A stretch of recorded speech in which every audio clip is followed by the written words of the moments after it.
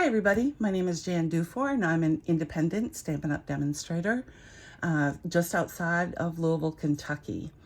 Today I'm going to show you how to make this sweet box that holds conversion, I always call them that, conversation hearts in this little hinged box that I picked out of from my upline, Julie DiMatteo. I did have to change the measurements so that I could get it to fit my box, and somewhere along the line I will show you how I come up with dimensions for box. But it holds the very best candy in my this is my favorite candy, believe it or not. I have no idea why.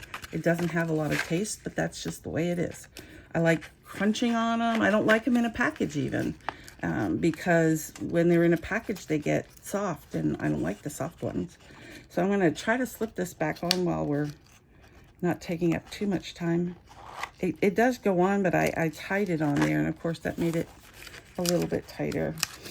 For removal, get it over the corners, there we go.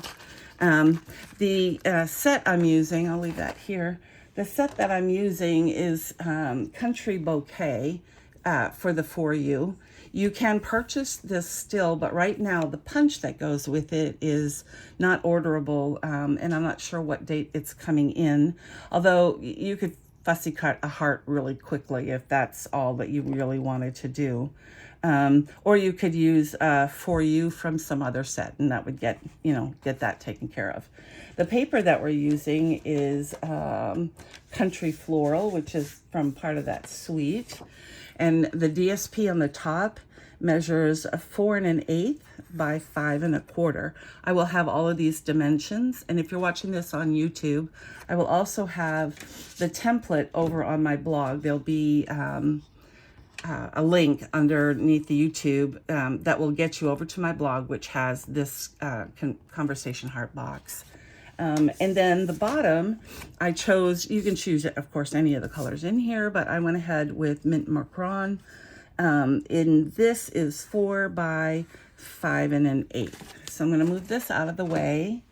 It's a real easy box to make because scoring is at 3/4 of an inch all the way around for all the pieces, top and bottom. So that makes it easy. So you just go to 3/4 of an inch, 3/4, and I'll say 3/4 until you've heard it enough time that all the edges are at 3/4. So this is the base of the box. I'm going to put that aside right now. I'm sorry that light is flashing. I'm still still trying to figure out how my lighting is working. I changed it and I'm not sure I like it. But anyway, there you have it. It also reflects off my glass bottom, so I can't use that. We're working on it. It's a work in process. So we've done 3/4 of an inch all the way around. I'm going to go ahead and get rid of this. Give me back my workspace. All right, so we're going to want to fold and burnish because it is a box particularly. We want all of that to be nice and crisp. All 4 sides, and then we're going to also do that with the base, which is a solid color of cardstock, whatever color you choose. And then here. All right, so these are the pieces. I'm going to do the base first. It's very simple. With it on the long side, it doesn't show that, this is not to scale, but on the long side you cut at each one, and truly you could do it either way. It wouldn't matter. Oops, where are my snips? It wouldn't matter which way you go, but I tend to always do it along the long side. So we're going to cut up this way and this way, and I am going to cut just a little bit out. It's called mitering, and I'm going to do it on both sides just for a little bit neater look. If you don't do this, it will still work. You might have a little edge showing up, and you can always trim those off if this makes you nervous, because there is not a size that I can tell you to miter. It's just a guess. So however you want to do it, before or after it's been glued, will work out just fine. And you'll see why you would like to have the mitering and what it does when you're folding it in. So we're taking this, we're mitering with the tabs on the inside. You should do one at a time. So I'm going to put a little bit of glue on here, fold it down, whoops, fold it down. And the reason you miter is right here, when you put these edges right up to the corner, to the edge. If you don't miter the outside corner, this little section here might stick up. If you don't miter the other side, it might crunch in the corner. So it will still be able to be trimmed after if you choose not to do the mitering. But again, you're just bringing those edges up together and holding it for a moment. The glue gives you time to move it around. There you go. And then we're going to do the other two sides, and the bottom will be done. As you can see, it's a pretty quick project. I'm doing 2 at a time here. Sometimes that's a good thing, sometimes it's not. We'll see. We've got to line up those edges. Line up these edges. I had them a little bit tight. There we go. And then if you just want to make sure they're in there, go ahead and use your bone folder inside. You'll see a little bit of glue comes out. That's pressing the glue into the fibers, and that makes it stick better. By the time you get back to this, that'll be all dried out. So we're going to put that aside, and we're going to take this one, which has a little bit more work. If you want to look at it that way, you have to do a couple of things to it. It's still going to be a mitered box, but if you recall, one edge is slanted. So the first thing we're going to do is figure out, I'm going to go ahead and I'm going to cut my 4 straight lines at the bottom. Again, I'll show you the template. I'm talking about this, this, this, and this, and then we'll go from there. This, I don't know if it's, I don't know why, but I had a hard time seeing the edges. So I use a friction pen, which is erasable. Use whatever can be erased, whether it's a pencil or whatever. The easiest way I remember to figure out which way it goes, again, on the top it doesn't matter, but when you open the box, you kind of want your hearts not being upside down. So that means this is glued in the back. And I'm just writing, actually, I'll do it on the other side. I'm making this, oops, the back. This is going to be glued, and you're not going to see that. The other thing I'm going to do, so if this is the back, which is here, then that means we want the front to the back being angled. So this being the back means this is where the angle starts. And I am putting a dot there because, I don't know, it's the pattern. It just made it really hard for me to figure out exactly where I needed to do that. On this side, which is the front,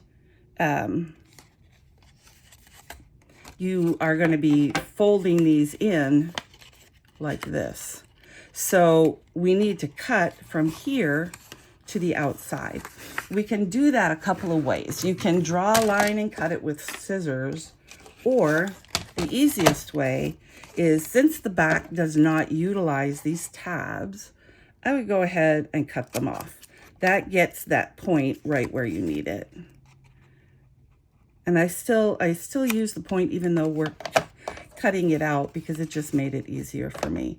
So what we're trying to do is go from this cutout point to the outside edge. And the way you do that is to put this right in the track and hold it, and then rotate this out until right here, not to the end of the tab, but at that score line.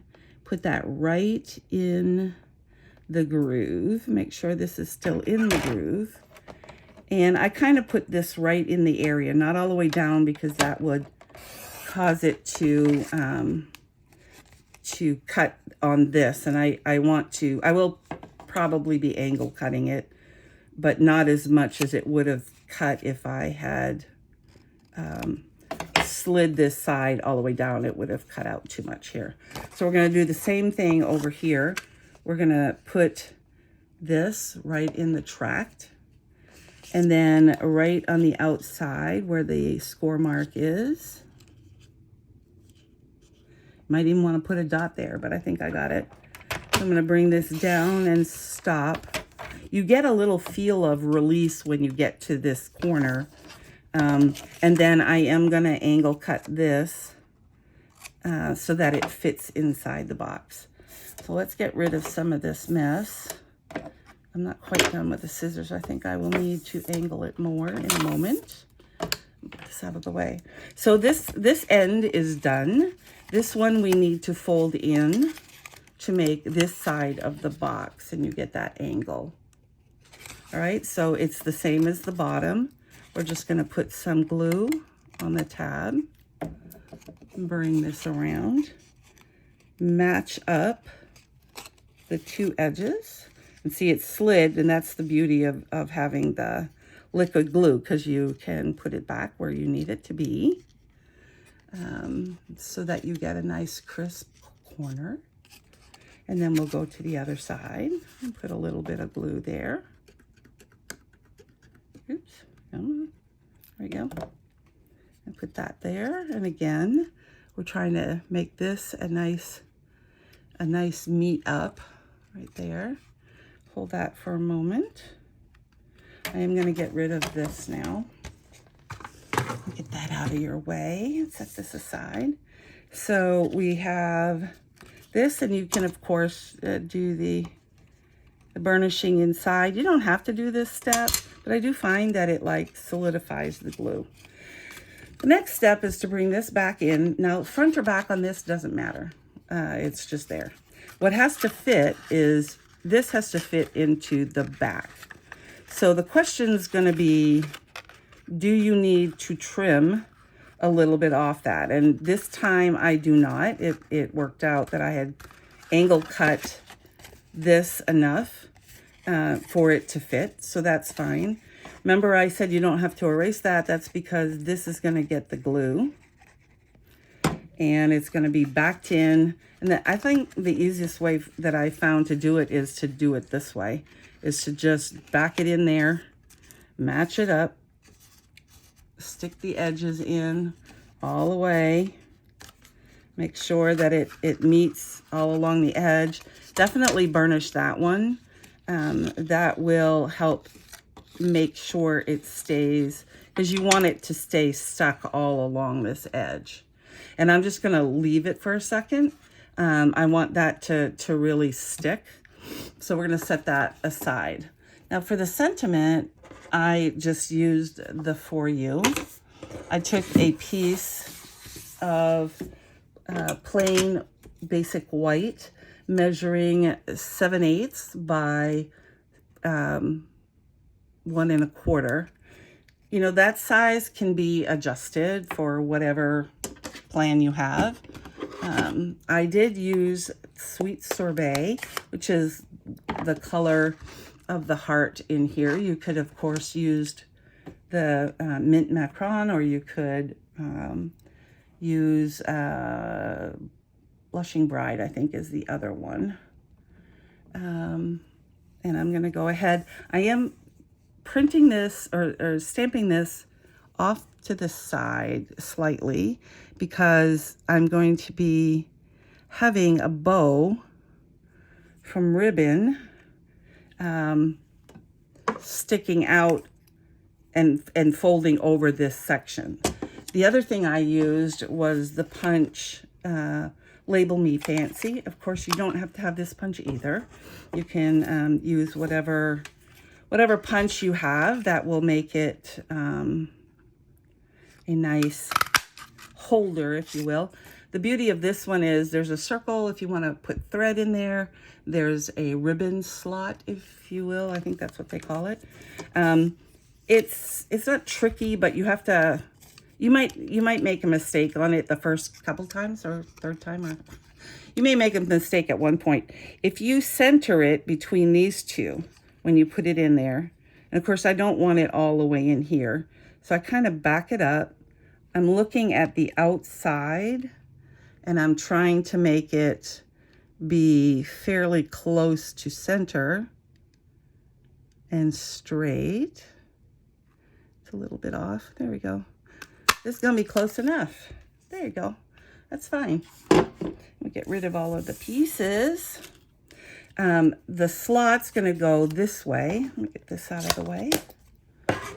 So I'm going to go ahead and glue this down. And like I said, if you did this as an assembly line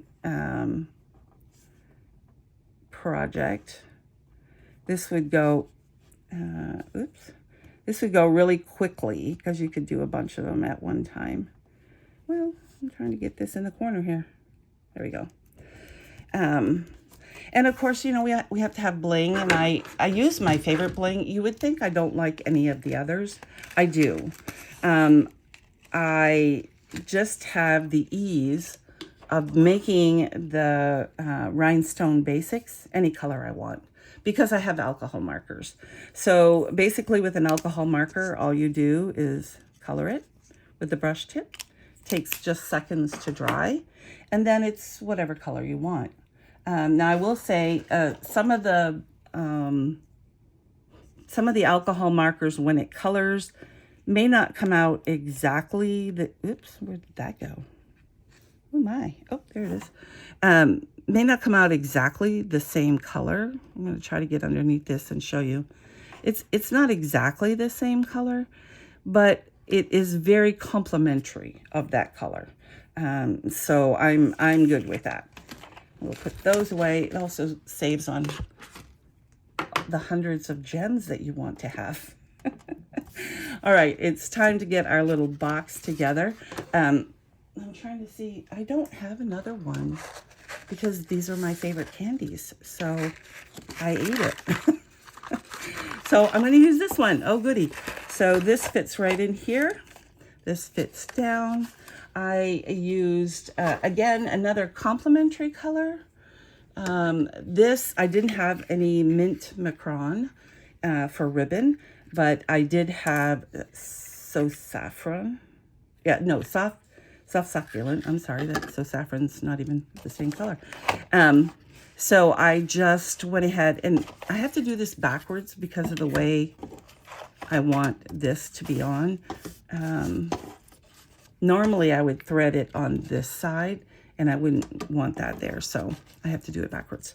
So you go ahead, thread it through, and just let it go wherever it wants to go, because it's not going to be where you want at the beginning, so we just don't worry about it. That again over there. I'm going to use my third hand, which comes in our great package of embossing accessories, which it's not strictly just for embossing, although you can certainly hold onto a very hot piece of paper while you're doing your embossing. But third hands are very, very convenient.